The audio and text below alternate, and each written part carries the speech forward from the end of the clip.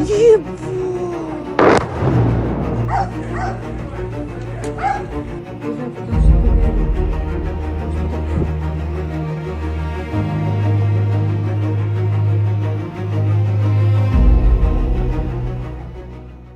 Perang Rusia-Ukraina kini telah memasuki babak yang sangat berbeda dibanding tahun-tahun awal konflik. Jika sebelumnya dunia menyaksikan pergerakan cepat pasukan dan perebutan wilayah dalam waktu singkat, maka pada awal tahun 2026, konflik ini berubah menjadi perang jangka panjang yang menguji ketahanan nasional, kekuatan industri, dan strategi militer modern. Di garis depan, situasi terlihat relatif statis, namun jangan tertipu oleh peta yang tampak tidak banyak berubah. Dari wilayah timur laut Ukraina di sekitar Kharkiv hingga kawasan Donbas dan sektor selatan, pertempuran terus berlangsung hampir setiap hari. Bentrokan ini sering berskala lokal, namun intensitasnya tinggi dan mematikan. Rusia memilih pendekatan yang disiplin dan sistematis, menekan pertahanan Ukraina secara bertahap, menghancurkan logistik, dan menguras sumber daya lawan.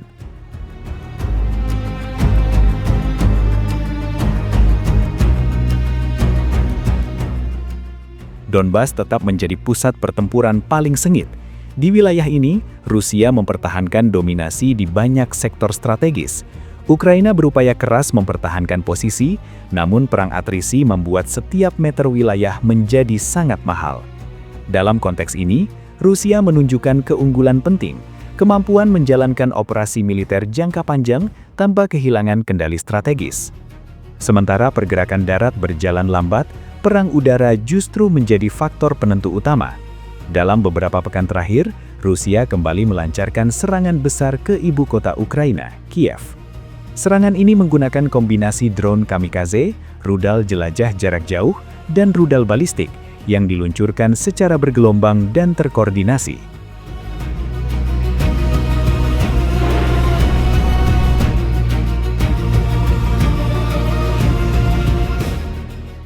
Target utama serangan bukan hanya fasilitas militer, tetapi juga infrastruktur vital, khususnya jaringan energi dan sistem pemanas.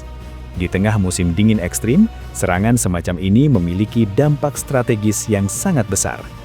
Ribuan gedung apartemen di Kiev mengalami pemadaman listrik dan kehilangan pemanas, mempengaruhi kehidupan jutaan warga sipil. Meski pertahanan udara Ukraina berhasil mencegat banyak ancaman, sebagian serangan tetap menembus dan menimbulkan kerusakan signifikan. Bagi Rusia, serangan ke Kiev memiliki makna strategis yang jelas. Ini bukan sekedar demonstrasi kekuatan, melainkan pesan bahwa Moskow masih memiliki jangkauan operasional luas, presisi serangan, dan kemampuan mempertahankan tekanan di pusat pemerintahan lawan. Di tengah sanksi internasional dan tekanan ekonomi, Rusia menunjukkan bahwa kapasitas militernya tetap berfungsi dan adaptif.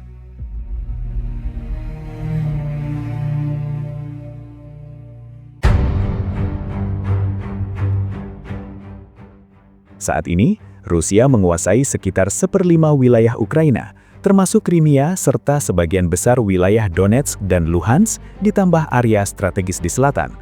Wilayah-wilayah ini diperkuat dengan sistem pertahanan berlapis dan dijaga ketat.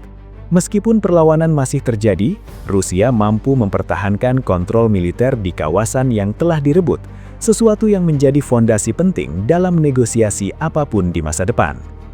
Di wilayah pendudukan, kehidupan warga sipil berlangsung dalam keterbatasan.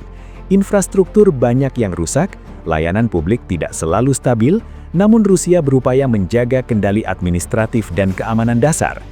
Sementara itu, di wilayah yang dikuasai Ukraina, tekanan terhadap warga sipil justru semakin berat akibat serangan terhadap infrastruktur energi.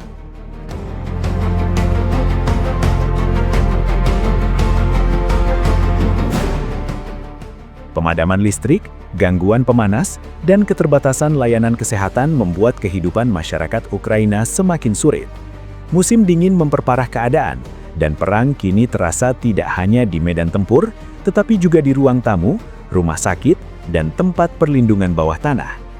Ukraina sendiri tidak tinggal diam. Kiev mengandalkan perang drone, sistem pertahanan udara, dan dukungan barat untuk mendara diri. Produksi drone domestik meningkat pesat, Sistem peringatan dini diperluas, dan tempat-tempat perlindungan sipil dibangun di berbagai kota. Bantuan internasional dalam bentuk senjata, amunisi, dan generator menjadi penopang ketahanan Ukraina.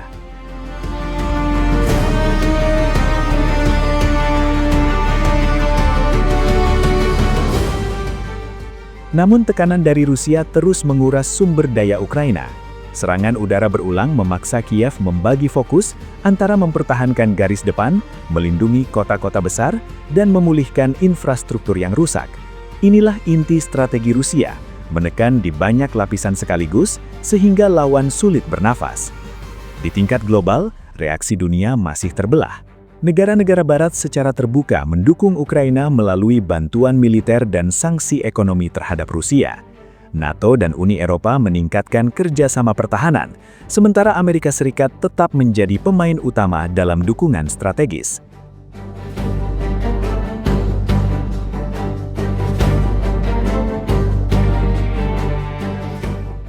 Namun tidak semua negara sepenuhnya sejalan. Sejumlah negara memilih sikap lebih netral dan mendorong solusi diplomatik. Ada pula yang melihat konflik ini sebagai pertarungan geopolitik besar yang dampaknya melampaui Ukraina dan Rusia, terutama terhadap keamanan energi dan stabilitas global. Menariknya, meskipun berada di bawah tekanan sanksi berat, Rusia masih mampu mempertahankan operasi militernya secara konsisten dan terorganisir. Banyak analis menilai hal ini sebagai bukti ketahanan industri pertahanan Rusia, kemampuan logistik, dan perencanaan strategis Rusia. Dalam perang modern, kemampuan bertahan di bawah tekanan seringkali menjadi keunggulan yang menentukan.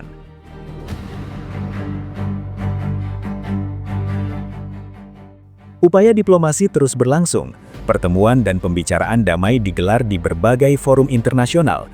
Namun perbedaan pandangan mengenai wilayah yang telah dikuasai Rusia tetap menjadi hambatan utama. Bagi Moskow, wilayah tersebut memiliki nilai strategis dan simbolis yang besar.